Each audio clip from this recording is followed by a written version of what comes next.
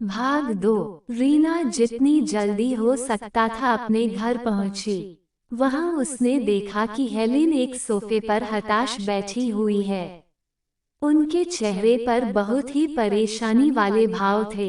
Helen की आंखें लाल हो चुकी थीं। उन्हें देखकर साफ पता चल रहा था कि वो काफी देर से रो रही थीं। रीना ने आसपास कमरे में देखा और बेचैनी से पूछा, क्या हुआ मॉम? डैड कहाँ हैं? हेलेन उसके पिता की दूसरी पत्नी थी। जैसे ही रीना ने उसके पिता के बारे में पूछा, हेलेन फूट फूट कर रो पड़ी और कलपते हुए बोलने लगी, हरीश बहुत क्रूर है। कुछ साल पहले जब वो बहुत बुरे दौर से गुजर रहा था और उसकी कंपनी मखीजा इंडस्ट्रीज घाटे में चल रही थी, उसके ऊपर करोड़ों का कर्ज था, तब भी तुमने उसका साथ नहीं छोड़ा था। अब जब वो कामयाब हो चुका है और मखीजा इंडस्ट्रीज मार्केट में अपने पैर जमा चुकी है, उसने न केवल तुमसे अपना रिश्ता तोड़ लिया बल्कि अब वो तुम्हारे पापा को बिना वजह झूठे केस में फंसाकर जेल भिजवाने की कोशिश कर रहा है। उसके ही षड्यंत्रों की वजह से आज तुम्हारे पापा को पुलिस पकड़ कर ले गई है और उन्हें हवालात में बंद कर दिया है। कुछ पल चुप रहने के बाद बुरी तरह शॉक्ड रीना ने धीरे से गंभीर स्वर में कहा, पहले मुझे एक बार हरीश से बात करनी होगी। हालांकि हरीश और रीना का ब्रेकअप हो गया था, लेकिन दोनों का रिश्ता बहुत ही पुराना था। रीना को यकीन था कि हरीश उसके साथ इतने बुरे तरीके से पेश नहीं आ सकता। रीना ने हरीश का नंबर डायल किया। 3-4 बार रिंग बजते ही हरीश ने कॉल रिसीव कर लिया। रीना ने हरीश से गिड़गिड़ाते हुए कहा, हरीश हम पहले ही अलग हो चुके हैं, प्लीज अब गुस्सा मेरे पापा पर मत निकालो। जवाब में हरीश धीरे से हंसा, मानो वो रीना का मजाक उड़ा रहा हो, और फिर लापरवाही से बोला, मेरा इतना सारा जो नुकसान हुआ है इसका ठीकरा किसी ना किसी के सर पर तो फूटेगा ही। रीना इससे पहले कि हरीश से कुछ और बोल पाती, हरीश खुद ही बोल पड़ा, वैसे तुम्हारे पास इस मुश्किल से निकलने का एक रास्ता है। अगर तुम अगले 5 वर्षों तक मेरी रखैल बने रहना स्वीकार कर लो, तो मैं तुम्हारे पापा को कानून के शिकंजे से बाहर निकलवा दूंगा। रीना का चेहरा एकदम से सख्त हो गया। उसने सपने में भी नहीं सोचा था कि उसका एक्स बॉयफ्रेंड इतना कमीना और बेशर्म टाइप का इंसान है। हरीश रीना के करियर और उसके शरीर दोनों को बस अपने मतलब के लिए इस्तेमाल करना चाहता था। रीना गुस्से से कांपते हुए बोली, हरीश मुझे तुमसे घिन आती है। हरीश ने बेशर्मी से हंसते हुए जवाब दिया, घिन आती है? तुम्हें तो हमेशा से ही पता है कि मैं किस टाइप का इंसान हूँ। फिर भी, रीना ने दांत पीसते हुए जवाब दिया, आख थू, तुम मुझे कभी अपनी रखैल नहीं बना पाओगे। समझ गए? रीना सीरियस थी, लेकिन हरीश उसकी बातों का मजाक बना रहा था। तो फिर बेहतर होगा कि तुम अपने बाप को हवालात से बाहर निकलवाने के लिए एक अच्छा वकील हायर कर लो। नहीं तो इतनी बड़ी रकम की हेराफेरी के मामले में बुढ़े को कम से कम 10 साल की सजा तो जरूर होगी। रीना ने छूटते ही जवाब दिया, जरूर, मैं देश का सबसे अच्छा वकील हायर करूंगी। तुम्हारा मतलब है विराट कपूर को? हरीश ने घमंड से हंसते हुए पूछा, तुम्हें पता होना चाहिए कि वो मेरा होने वाला साला है। तुम्हें वाकई ऐसा लगता है कि इस केस में विराट तुम्हारी मदद करेगा? रीना ने गुस्से में अपनी मुट्ठियां भींच ली। वो समझ चुकी थी कि हरीश से इस मामले में आगे बात करना बेकार है। हरीश ने भौंडी सी हंसी हंसते हुए कहा, रीना मैं उस दिन का इंतजार करूंगा जब तुम मेरी रखैल बनने के लिए मेरे सामने गिड़गिड़ाओगी। रीना ने गुस्से में कांपते हुए कॉल कट कर दिया। अब उससे हरीश की घटिया बातें बर्दाश्त नहीं हो रही थी। हेलेन इतनी देर से दोनों की बातें सुन रही थी। हरीश के बुरे व्यवहार से आहत हेलेन ने हरीश को बददुआ देते हुए कहा, वो कमीना कभी जीवन में सुखी नहीं रहेगा। तुम फिक्र मत करो रीना, मेरे होते वो तुम्हारा कुछ नहीं बिगाड़ सकता। गुस्से और अपमान की आग में हेलेन के आंखों से आंसू बह निकले। वैसे हरीश सही कह रहा था, विराट उसका होने वाला साला है, आखिर वो हमारी मदद क्यों करेगा। रीना, तुम्हें अपने पापा को बचाने के लिए कोई और उपाय ढूंढना पड़ेगा। लंबी सांस लेते हुए रीना ने अपना सर झुका लिया। थोड़ी देर चुप रहने के बाद उसने कहा, मॉम, मैं विराट से एक बार मिली हूँ। मैं उससे एक बार बात करके देखती हूँ, शायद बात बन जाए। हेलेन एक व्यावहारिक और अनुभवी औरत थी। हेलेन को रीना की योजना के कामयाब होने पर शक था। तभी हेलेन का ध्यान रीना के मुंह से आ रही शराब की बदबू की ओर गया। रीना ने अभी भी कंधे से लटका कर विराट का कोट अपने शरीर पर लपेटा हुआ था। हेलेन को समझते देर नहीं लगी कि दोनों के बीच क्या हुआ होगा, लेकिन हेलेन ने रीना से इस बारे में कुछ भी नहीं पूछा और इस बात को जाने दिया। तारांकन तारांकन तारांकन। रीना के लिए फिर से विराट का सामना करना इतना आसान नहीं था। VRX लॉ फर्म के हॉल में रिसेप्शनिस्ट ने रीना को बहुत ही विनम्रता से जवाब दिया, सॉरी मैम, बिना अपॉइंटमेंट के आप यहाँ किसी से नहीं मिल सकती। रीना ने खेदवश अपने होंठ सिकोड़ लिए। उप्स, पिछली रात विराट का बिजनेस कार्ड नहीं लेने का अब उसे बहुत अफसोस हो रहा था। वैसे मैं अगर उनका अपॉइंटमेंट लेकर उनसे मिलना चाहूँ तो मुझे कब तक का अपॉइंटमेंट मिल सकता है? रीना ने थोड़ी बेचैनी से पूछा। रिसेप्शनिस्ट ने अपॉइंटमेंट स्लॉट चेक किया और कहा, कम से कम 15 दिन के बाद। ओह नहीं, रीना का दिल बैठ गया और उसके चेहरे पर उदासी छा गई। ठीक उसी समय हॉल में लगे लिफ्ट का दरवाजा खुला और उसमें से एक हैंडसम सा लड़का एक औरत के साथ बाहर आया। वो लड़का कोई और नहीं बल्कि विराट था। उसने काले रंग का डिजाइनर सूट पहना हुआ था। उसे देखने मात्र से ही वो हाई क्लास सोसाइटी का कोई रईस लग रहा था। विराट और रीना की नजरें एक क्षण के लिए मिली, लेकिन विराट ने अपनी ओर से कुछ ऐसा एक्सप्रेशन दिया मानो वो रीना से पहले कभी मिला ही ना हो। रीना को नजरअंदाज करके वो अपनी क्लाइंट को छोड़ने के लिए मुख्य दरवाजे तक चला गया। विराट ने उस औरत से हाथ मिलाते हुए बड़े ही अदब से उसे गुड बाय कहा। वो औरत ने चुलबुले अंदाज में विराट से बोली, अगर आपने मेरा केस नहीं लड़ा होता विराट तो मैं अपने हस्बैंड से 1 रुपया भी नहीं निकलवा पाती। उसकी रखेल के आने के बाद उसने मुझे एक एक पैसे के लिए मुहताज कर दिया था। विराट ने हल्के से मुस्कुराते हुए कहा, ये तो मेरा फर्ज था। जवाब में उस औरत ने ललचाई नजरों से विराट को ऊपर से नीचे तक देखा और कहा, आप आज रात मेरे साथ शराब पीना पसंद करेंगे? रीना विराट के साथ खड़ी उस खूबसूरत औरत को देखकर सोच रही थी, कोई साधारण इंसान इस औरत के ऑफर को नहीं ठुकरा सकता। लेकिन विराट एक साधारण इंसान नहीं था।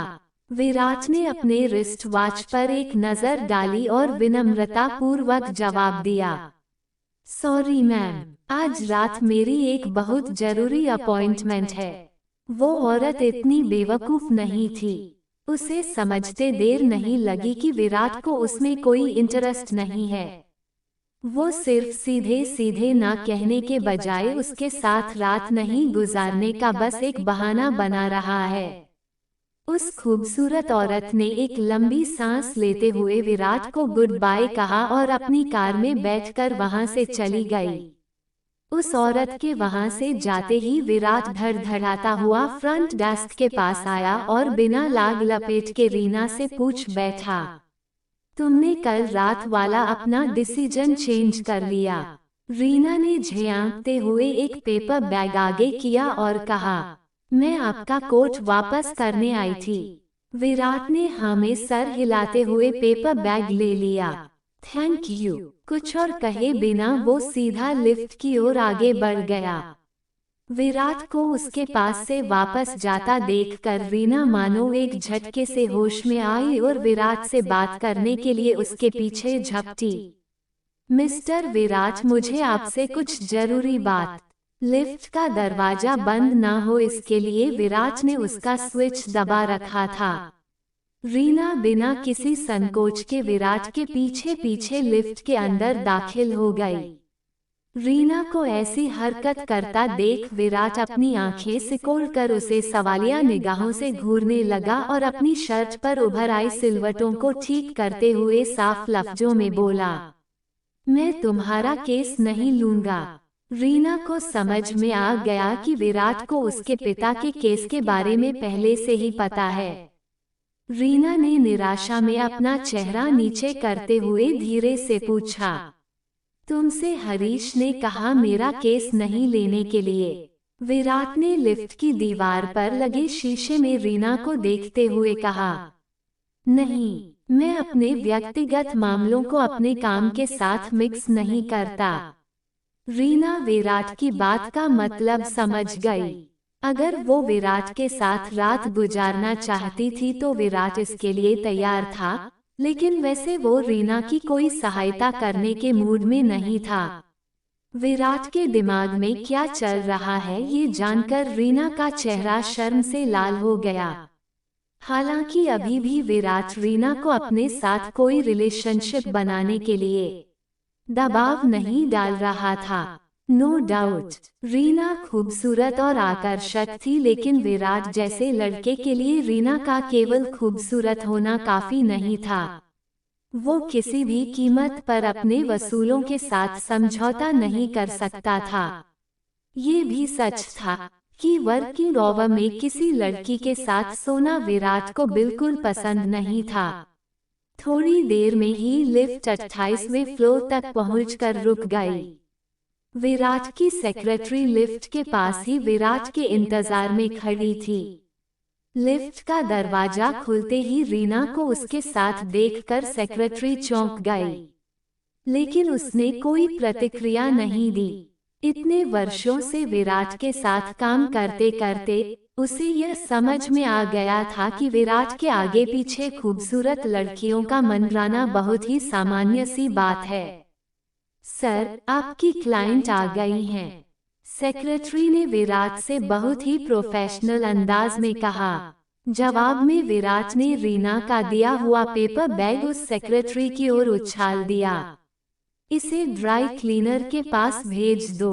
Okay sir. सेक्रेटरी ने ऐसा कहते हुए हाँ में सर हिलाया और वहां से चली गई। विराट ने मोबाइल फोन में कुछ देखते हुए रीना से कहा, तुम्हें किसी और वकील की तलाश करनी चाहिए। और हाँ, अपना काम निकालने के लिए अपने शरीर को बेचना बहुत बुरी बात है। इससे पहले कि लिफ्ट का दरवाजा फिर से बंद हो, विराट लिफ्ट से बाहर निकलकर तेज कदमों से चलता हुआ वहां से चला गया। रीना वहीं खड़ी बस दांत पीसती रह गई। कितना पाखंडी इंसान है ये, रीना ने खुद से कहा। और इधर घर पर हेलेन बहुत चिंतित थी। रीना को कहीं से कोई सहायता मिलती दिखाई नहीं दे रही थी। इसलिए उसने अपने कॉलेज की दोस्त निधि शेरावत से मिलने का फैसला किया। निधि अपने ग्रेजुएशन की पढ़ाई को समाप्त करते ही एक अमीर आदमी के साथ शादी करके सेटल हो चुकी थी। उसके पति के बहुत बड़े और रसूखदार लोगों के साथ अच्छे कॉन्टैक्ट्स थे। रीना के पास अब कोई और रास्ता नहीं था। उसने निधि से मदद मांगी। दोनों एक कैफे में मिले जहां रीना ने बिना लाग लपेट के निधि को अपना सारा दुख दर्द सुना डाला। निधि ने हरीश की हरकतें सुनकर गुस्से में उसे ढेरों बददुआएं दे डाली और जब उसकी सारी भड़ास निकाल गई तब उसने कुछ सोचते हुए रीना से पूछा, क्या वाकई शराब पीने के बाद तुम इतने होश में थी कि तुम ही विराट को होटल के कमरे में लेकर गई थी? रीना शर्मा गई और कॉफी का कप उसके हाथ से छूटकर गिरते गिरते बचा, जिसे उसने किसी तरह संभाल लिया। निधि ने धीरे से रीना को छेड़ते हुए कहा, देख रीना, विराट हीरोइंस और मॉडल्स को भी भाव नहीं देता। उसके किसी लड़की के साथ रिलेशनशिप के बारे में मैंने आज तक नहीं सुना। वो इतना लूज कैरेक्टर नहीं है। वो तुझे होटल के कमरे में लेकर गया, यानी वो तुझमें रियली इंटरेस्टेड है। लेकिन खुश होने के बजाय रीना के चेहरे पर हताशा भरी मुस्कुराहट तैर गई। उसने बातचीत का विषय बदल दिया। क्या फायदा निधि, मेरे पास तुमसे हेल्प लेने के अलावा और कोई रास्ता नहीं। विराट हाई सोसाइटी का बहुत ही रसूखदार व्यक्ति था। अब ऐसे में अगर निधि रीना की सहायता करना स्वीकार कर लेती तो ये बात विराट के ईगो को हट कर सकती थी। लेकिन निधि रीना की पक्की दोस्त थी। वो ये रिस्क लेने के लिए तैयार थी। उसने तुरंत ही अपने किसी जानने वाले के सहयोग से विराट के सभी ऑफिशियल शेड्यूल के बारे में पता कर लिया। तारांकन तारांकन तारांकन। शनिवार के दिन दोपहर में 3 बजे विराट का किसी के साथ कंट्री क्लब में गोल्फ खेलते हुए मिलने का अपॉइंटमेंट था। रीना अपनी दोस्त निधि और उसके पति के साथ अपॉइंटमेंट वाले समय पर कंट्री क्लब पहुंच गई। आश्चर्य की बात ये थी कि हरीश भी वहां पहले से मौजूद था। रीना अचानक से हरीश को वहां देखकर अवाक रह गई। निधि ने अपने पति की बांह पर चिकोटी काटते हुए कहा, तुमने ये क्यों नहीं बताया कि हरीश भी यहाँ होगा? अब भला उसके सामने रीना विराट से मदद कैसे मांगेगी? निधि के पति ने सच्चे मन से रीना से माफी मांगी। मुझे माफ करना रीना, कसम से मुझे वाकई पता नहीं था कि हरीश भी यहीं होगा। इससे पहले कि रीना वहां से लौटने के बारे में विचार करती, विराट उसे देख चुका था। विराट ने झक सफेद गोल्फ टी शर्ट और पैंट पहन रखी थी। वो गजब का रईस और आकर्षक लग रहा था। अपने लंबे कद काठी की वजह उसे आसपास खड़े लोगों की भीड़ में दूर से ही पहचाना जा सकता था। लॉ फर्म की ऑफिस की तरह विराट ने रीना को नहीं पहचानने का दिखावा किया और केवल निधि के पति का ही अभिवादन स्वीकार किया। निधि के पति चापलूसों की तरह व्यवहार कर रहे थे। उनके चेहरे पर एक लंबी सी मुस्कुराहट फैली हुई थी। विराट ने एक नजर रीना की ओर देखा। रीना का जिस्म कोमल और मखमली था। उसने जानबूझकर ऐसे कपड़े पहने थे जो उसके खूबसूरत फिगर को और ज्यादा आकर्षक बना रहे थे। सफेद रंग की बॉडी फिट शर्ट में वो बहुत हॉट लग रही थी और उसकी हल्की ग्रे कलर की शॉर्ट पैंट में उसके सुंदर लंबे पैर हर किसी के आकर्षण का केंद्र बने हुए थे। रीना ने अपने काले लंबे बालों का एक गोल सा जुड़ा बना रखा था जो उसकी खूबसूरती में 4 चांद लगा रहा था। विराट ने उसके आकर्षक पैरों को ऊपर से नीचे तक घूरते हुए बेपरवाही से पूछा,